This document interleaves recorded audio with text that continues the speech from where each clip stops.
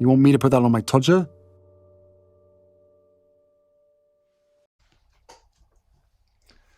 Coronation Special. What Will She Do? Part 2. Hello, I'm HG Tudor. I'm educating you about what Harry's wife is likely to do in relation to the forthcoming coronation. She's not attending, but don't for 1 minute think that she's just going to sit at home with a mug of cocoa, getting up in the middle of the night to watch the coronation celebrations and the ceremony itself. Lord, no. Her narcissism dictates that she's going to have to do something to bring the attention back onto her. This event in itself is representative of considerable wounding for her, and her narcissism as a self-defense mechanism is going to have to get her motivated to take action to ensure that we know that she exists, so that she gains fuel by being spoken about and responded to. One of the options that are available to her is what is known as dropping the narc bomb. Those of you who have been in a relationship with a narcissist, usually romantic, but also can be seen with familial and social ones, and even sometimes work-related, will be familiar with this form of manipulation. This is where the narcissist stops you doing something because what you're doing amounts to a threat to control. It therefore nullifies that threat to control, and your response to it is to draw fuel from you. The most common example of where it occurs is where the intimate partner primary source is going off and doing something else. It might be meeting up with the chaps for a few shandies. It might be meeting up with the girls for bubbles. It might be going off and playing a football match. It might be going off for a walk somewhere. Whatever it might be, it means that the intimate partner primary source, but of course it can apply to other appliances within the fuel matrix, is going to go and do something else without the narcissist. This wounds the narcissist because it signals to the narcissist you're not important. The fact that Harry is going to the coronation will actually cause wounding to Harry's wife. You might ask, well, why the dickens then is she letting him do it in the first place? Well, remember, at the point at which she said, yes, it's okay, you can go, her narcissism has allowed this to happen, and thus it isn't a threat to control. But when the due date comes closer, the event, everything associated with it, and the fact that her intimate partner primary source is going there rather than staying, looms large. Those of you who have been involved with the narcissist will recall those instances where you got, in effect, approval, agreement, some might say permission, that you were going to go and attend to something, and you probably dreaded making mention of it. But a month beforehand, you said, June the 3rd, it's been organised that I'm going away for a weekend with the chaps, going off to the Lake District, doing some hiking, sinking some beers, etc. So I'm going to put that in the diary. Okay. Now, at that point, the narcissist may well say, yeah, sure, no problem.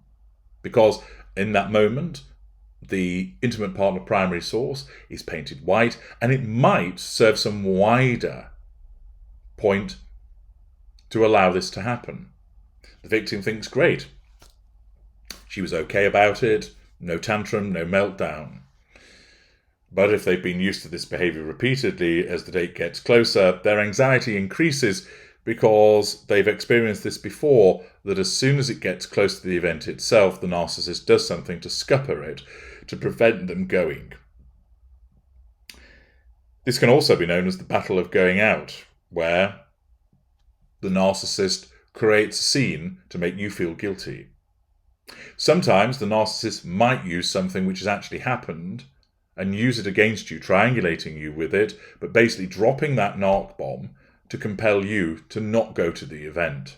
And therefore, there is a risk that what Harry's wife will do is that she will drop a narc bomb in the day or two before Harry's due to depart to stop him going to the coronation. It might be, for instance, that she pulls out another myth carriage. It might be that she issues some kind of threat to him. If you go, I'll leave you. It might be that she reveals something in terms of there being something wrong with the children, and therefore they need him to stay. because he's the dad. It might be that she suddenly states that she's depressed and she won't be able to cope with him going. Whatever it is, it will be a bomb that is dropped by her, which is designed to make Harry feel guilty, that is designed to make him feel that he can't go, so that he has to stay. And what that then means is she has control over him, and she cocks a snook at the king by preventing his younger son from attending.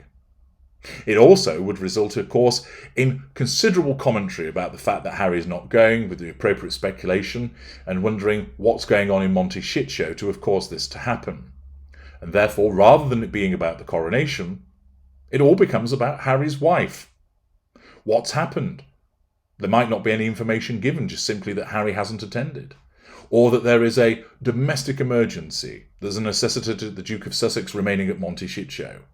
Speculation goes into overdrive with the various tabloids and social media. What's going on? Why isn't he going? And the fact is, it may well be the dropping of the narc bomb, which is done because her narcissism causes this to occur to prevent him from going, enabling control over him and indirect control over King Charles and the royal family. Accordingly, one of the manipulations that she might engage in as part of scuppering, if you will, a smooth running coronation, is from Monty's shit show to drop the narc bomb before Harry goes anywhere at all.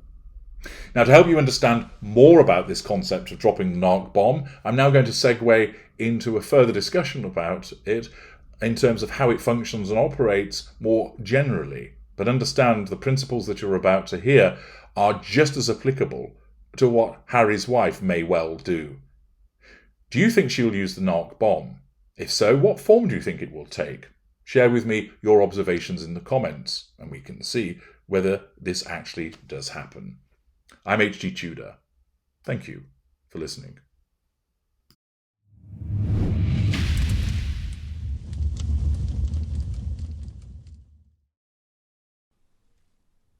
Dropping the narc bomb. The dropping of the bomb is a common tactic of our kind. It is something that happens with regularity. It is an act of manipulation designed to achieve the prime aims, chief of which are control and fuel, and one which you'll undoubtedly recognise. Do any of these scenarios seem familiar to you? The day before you are due to travel to the wedding of one of your childhood school friends, we cause an argument in order to avoid going, inventing some reason why this cannot happen. You are accused of not caring about us if you still wish to attend. You eventually end up not going, having to make some excuse as to why you cannot attend. You are about to have a night out, and we create some kind of emergency which delays you from going out, or even prevents you from going. There is, of course, no emergency. You have invited friends over for dinner. Shortly before their arrival, we will create an almighty argument. The night before an important interview, we keep you awake all night, jabbing you with our elbow and insulting you so that you are unable to sleep. You are about to go away for a few days when we accuse you of having an affair, thus creating a scene, tension, and upset. Whilst the fact that we create these arguments, cause confusion and generate drama is standard behaviour, when we engage in dropping the bomb, it is done at times which is regarded, from your perspective, as a terrible time to do it. It coincides with something special or important happening, which leaves the victim wondering why this always seems to happen when they are about to go somewhere or do something. Dropping the bomb is invariably, unless from mid-range, an instinctive response by the narcissist to either being challenged or wounded. If, for instance, you are going away, this threatens the narcissist's sense of control, because you are doing something without the narcissist. When something of importance in your world is about to happen, we respond by creating a drama which appears to be designed to spoil the important or enjoyable event. There is no appears about it. It is an act invariably an instinctive one, and one of which the narcissist is unaware as to the real reasons that is being done, but nevertheless is intended by the narcissism for the purposes of ensuring that you are put under control and that you provide us with fuel. Whatever it is that you have done, you have threatened the narcissist's control, and this response of dropping the narc bomb is designed to assert control over you. One aspect is, of course, we obtain fuel. Causing upset and drama is always a near guaranteed method of gaining fuel, but the dropping of the bomb is designed to heighten the fuel that will be provided. Just like the fact that we build you up during seduction and then cast you down during the devaluation allows us to create a heightened contrast and thus maximize the amount and potency of the fuel, by dropping the bomb at a time when you are expecting something pleasant to happen, or you are preparing for an important event, your response is going to be of a greater intensity. This increases the potency of the fuel. When you are looking forward to that wedding, excited about seeing people and enjoying the day, the dropping of the bomb means that your upset, annoyance, and disappointment is more marked. You will generate a much larger amount of fuel.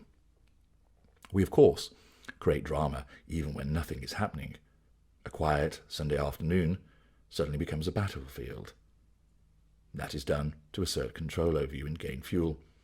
The dropping of the bomb, however, is a ticket to plentiful fuel as you react to having your excited anticipations shattered.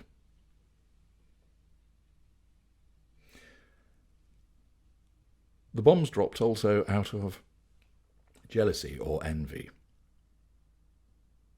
You doing something without us, something interesting, invites envy.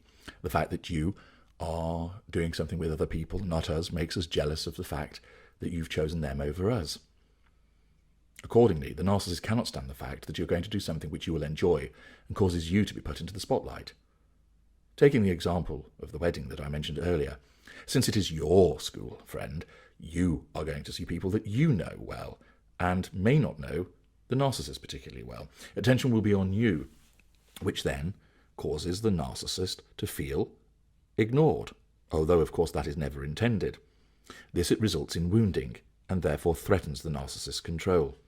If you have an interview for a promotion, then we are envious that you are succeeding, which in turn implies that we are not succeeding. This threatens our control, and therefore the envy rears its head. The narcissist cannot bear for you to be happy, excited, or the focus of attention, unless it is because of us. If your happiness is because you are anticipating a dinner party with your friends, then that is nothing to do with us, and therefore we are wounded. In the mind of the narcissist, this suggests that the narcissist is unimportant and inferior. This offends our sense of control. We cannot allow that to be the case, and accordingly our jealousy and or envy comes to the surface, and this acts as the catalyst for us dropping the narc bomb. 3. Control. By causing you to react through our dropping of the bomb, we are able to remind ourselves that we have control of you. By causing you to decide not to go to the wedding because you feel obliged to remain at home with us, or you decide not to go and attend a friend's engagement party because you are too upset, this allows us to assert control over you. We cause you to cancel your plans, alter your intentions, and instead your focus returns to us, which of course is where it always must be. This underlines that we are in control, and assists in maintaining our notions of superiority and omnipotence.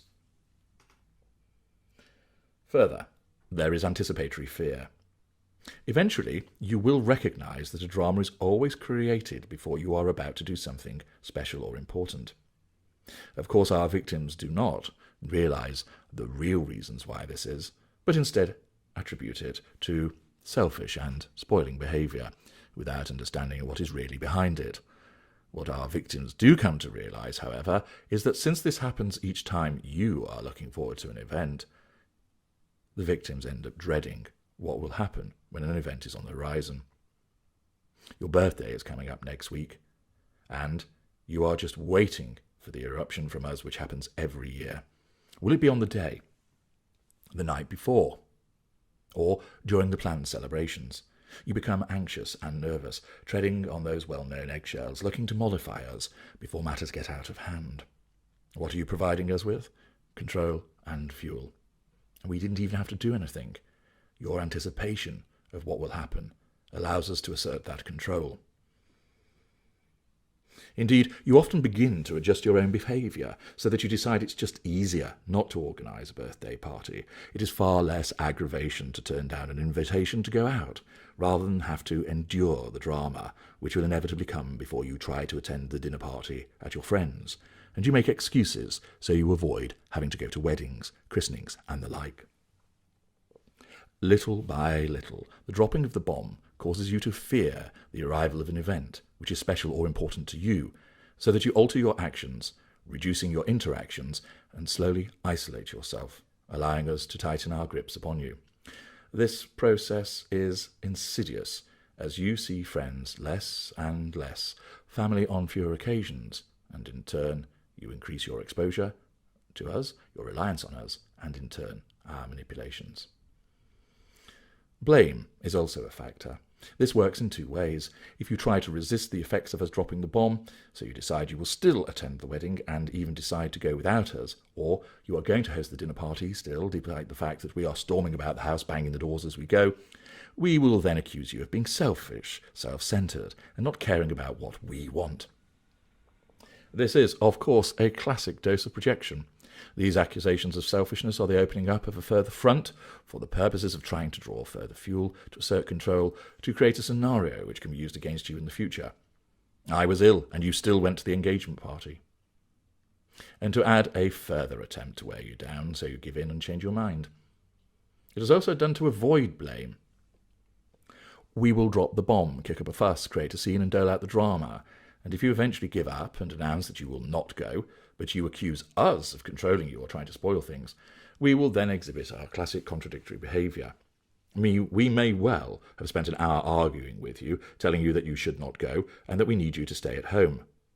But once you have given in, if you point the finger at us, you can expect to be told that we did not tell you what to do, we don't control you, and that you made up your own mind not to attend. This will amaze you that we can be so hypocritical. But the unaware lesser and mid-range narcissists do not realise they are doing this because of the compartmentalisation. The greaters and the ultra do recognise, but do not care. It is highly effective. Ultimately, when we have dropped the bomb a few times, we are able, through the narcissistic perspective, to recognise its effectiveness against you in terms of affording us the prime aims. Instinctively, the unaware narcissist recognises in the unconscious that it is well worth continuing to deploy this manipulation because it causes you such upset and hurt. In effect, it becomes a go-to form of manipulation. The narcissist unconsciously knows that control can be applied, fuel will be obtained, that you will alter your plans, and therefore, the more that you react to it, the more that it will be used against you. The dropping of the bomb is a frequently used manipulation in our relationship with you. In order to counter it, you should learn to 1. Recognise what it is. 2. Recognise when it is about to be used. 3. Not provide any fuel or reduce the provision of fuel by not reacting to our sudden drama, argument or crisis. 4. Do what you intended to do anyway. You may as well enjoy your event because we're going to cause a scene irrespective. 5. Do what you intend to do anyway, and this sends a signal that the dropping of the bomb is not working, which means, like any other manipulation, raises the possibility that it will be used less against you, and therefore you will remove the aggravation and fear that is caused by this.